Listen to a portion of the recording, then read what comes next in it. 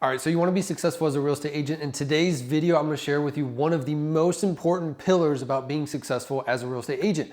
Now, this can be applied to any business, not just being an agent. So watch this video, learn what we do to generate more business for us, and then you can implement these steps into your business so that way you're successful. For those of you that don't know, my name is Zach. I'm the broker owner of our company, Zach Taylor Real Estate. We have grown our company in 3 years from 0 agents to over 350, and we've done over $500 million in sales. So that's why this video, I want to dive into what are we actually doing to help grow our business, because you can implement these same strategies for what you are doing as a real estate agent or just a general business owner. So we teach our agents 3 different pillars to be successful. 1 is lead generation. You need at least 100 at-bats every single day. That's 100 outreaches, 50 direct messages, 20 door knocks, 10 calls from your contacts. Mix it up, it doesn't matter, but you need 100 at-bats to hit that first pillar to a successful foundation in business.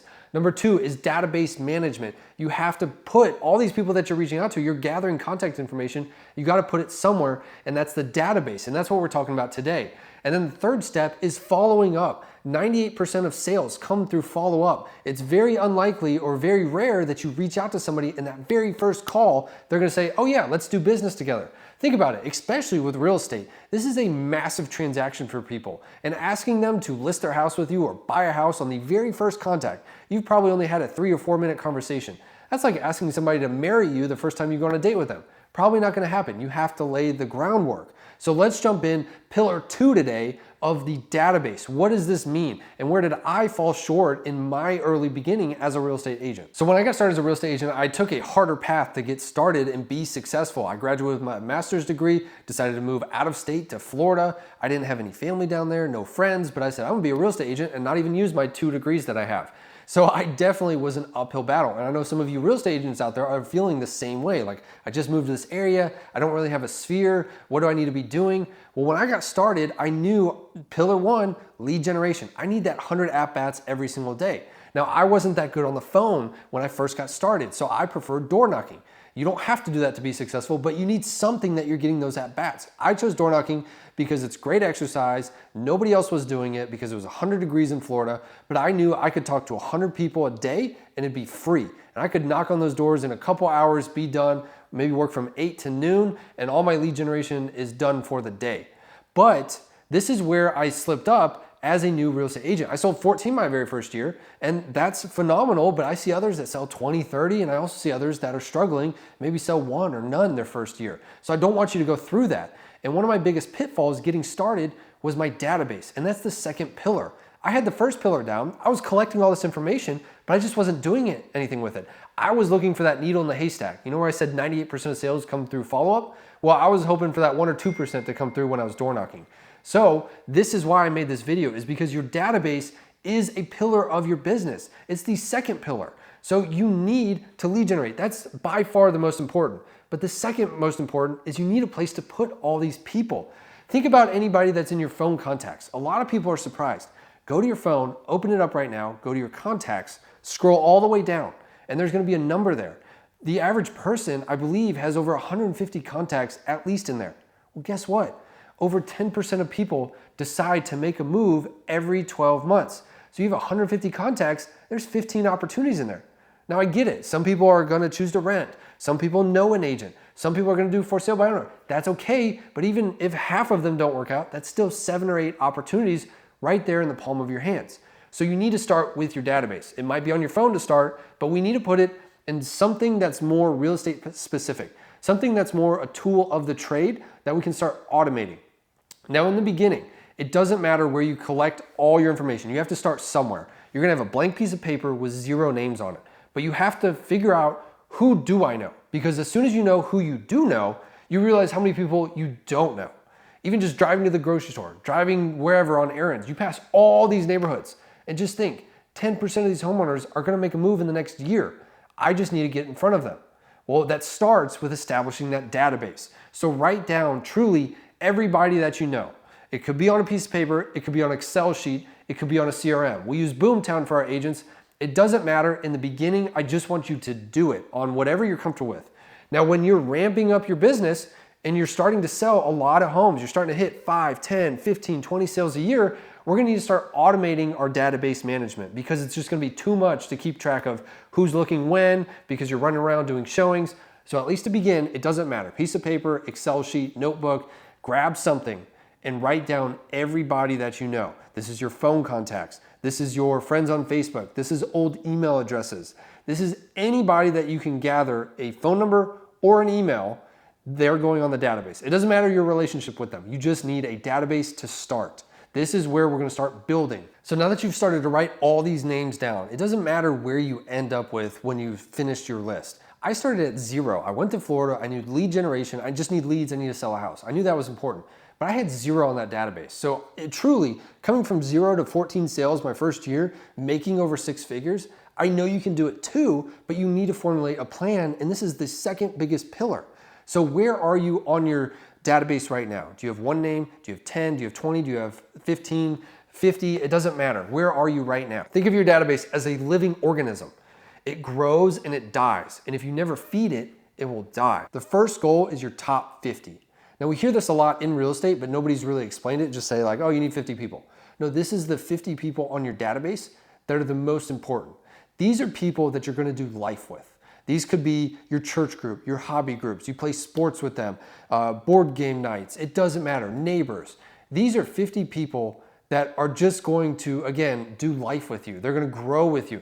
They're involved with you. It's not about sales, it's just being around people and a network of people. And the great thing is this top 50 really grows together. You might have plumbers in there, electricians in there. You might have your neighbor that has random skill set. It doesn't matter. The other great thing about setting our first goal at this top 50 is think back to our previous rule. Around 10% of people make a move every single year. Well, there's 5 opportunities in there, and all the interactions with this top 50 doesn't have to feel like sales. Invite them over for game night, invite them over for barbecue, let the kids hang out and play. That's the kind of relationship we're building with these 50 people. When I got started, I knew my list is 0, so I need to hurry up and find somebody. My first person was somebody I met at Goodwill, helped them unload everything off their trailer, and then they were so thankful, and I said, hey, no worries, if you need anything at all, give me a call. Guess what? They wanted to sell their house, that's why they were donating all this stuff. That was the first person to go on my database. I got so excited that I had a listing coming up, I told everybody I knew, people at the grocery store, my banker, and my banker was like, hey, I'm not looking at that type of house, but I'm actually looking for a house for around $330,000. Could you help me find that?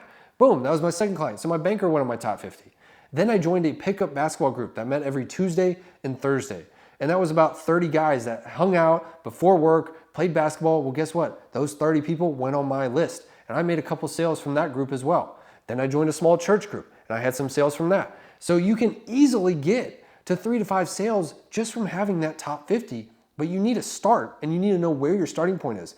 It's okay to get honest with yourself. Hey, I'm at 3. Okay, we got some work to do. What are you interested in? What are your hobby groups? We need to get you out and meeting these people. If nobody knows you, nobody knows that you're in business, so they can't help you out. We have to bridge that gap and start making those connections. Now, I want to challenge you with this top 50 and get this done within your first 60 days of being a real estate agent or your first 60 days of watching this video. That should be a timetable for you to establish these relationships. There has to be some urgency. You can't stretch this out over the next year and just casually meet somebody once a month and hope to be successful in business. We have to build, and so we have to set a timeline for ourselves. 50 people, next 60 days.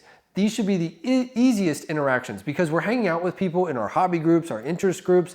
It's not even sales related at all. We're just establishing a core group of friends or our network. We're creating that. So even when we ask for their phone number, it's not, hey, can I have your phone number because I'm a real estate agent? No, it's, hey, I enjoyed hanging out with you. Can I get a good phone number and let's do it again?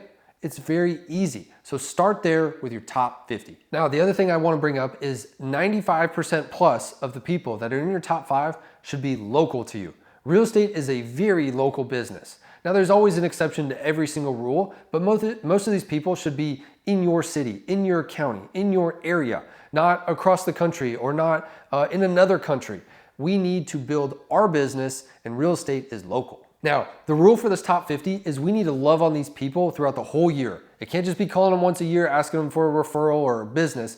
We have to constantly be doing life with these people. So make sure you have at minimum 2 to 3 meetings. I call it meetings, but it should be just hangout times or times that you're seeing them with at least 2 to 3 people per week from this group. Just ask people for coffee, Ask to walk the dogs together. Ask for a play date with the kids. Whatever it is, you need 2 to 3 meetings with different people every single week of this top 50. It's very casual, but again, we're just staying in front of people and we're building our solid foundation, our solid 50-person network. All right, so part 2 of our database management. Now that we've hit our top 50, what's the next steps look like? Because we're very active with these 50 people, what do we start doing?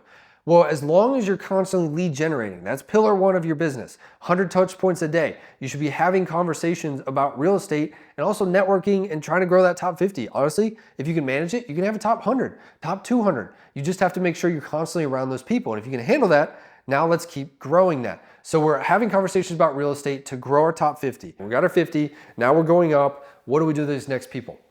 Honestly, there's a lot of different routes that work, and I've heard it all, and it can all work. Again, it's just being consistent, because pillar 3 is follow-up. 98% of sales come through follow-up. You're constantly adding this database, you gotta follow up with them. Well, what do? You could send out a weekly email. I know that's what I do, and that's very, very helpful, because I don't have to personally, one by one, reach out to everybody. We have thousands and thousands and thousands of contacts in our database. In 1 month, we may send out 200,000 emails to different people. We may send out over 100,000 text messages. So we are constantly reaching out to our database of tens of thousands of people. So to keep it simple, you do a weekly email to everybody. Keeps it really easy. Use a service like Constant Contact or MailChimp. It elevates your game. It's not just a classic Gmail, but it makes it much nicer. And I have a video on that of how to create a Constant Contact email. The other thing I've seen for database management is something as simple as every single week, you call a different letter of the alphabet. So week 1, I'm gonna call everybody with a last name that starts with A. Week 2, B. Week 3, C. And then that way, at bare minimum, you've called everybody in your database twice a year. Plus your weekly emails, now you're establishing a lot of different touch points. And that's what we wanna do with this database, is we constantly wanna grow it by feeding it, and we also wanna love on it. So that's with our multiple touch points throughout the year. We could also send mailers once a quarter or once a month. We could also send them direct messages. I know other people that program birthdays of everybody in their phone of all the different contacts, or using your CRM. And this is where a CRM comes into play as you grow beyond your top 50. Your top 50 you can keep on a notebook, on a piece of paper. You know those people. You're already doing life with them. But now what about if we have 1,000 people in our database? Well, there's 950 extra people that I don't really know that much information about them. And I can't certainly keep track of it on a notebook or an Excel sheet. So this is where CRMs come into play. And most brokerages do offer some sort of CRM, and this is where you need to really lean into it and utilize this tool. I know Boomtown, for one agent, I think it's like $1,200 for just one agent per month to use this. So utilize the tools that your brokerage gives you. If they don't have good tools, go somewhere else. There's plenty of brokerages out there. But this database allows you to do everything. You can write notes about all those people. I don't personally know everything about 950 extra people. We have tens of thousands of people in our database. We surely cannot humanly remember everything there is to know about somebody. But that's where the CRM comes into play. We can write down anniversaries, birthdays, where we met them, what they're interested in. So that way when we're following up with these people, we have something that we can relate back to and have a conversation with them and not just sound like a stranger. Another good thing about our CRM is that it actually provides you with an agent website.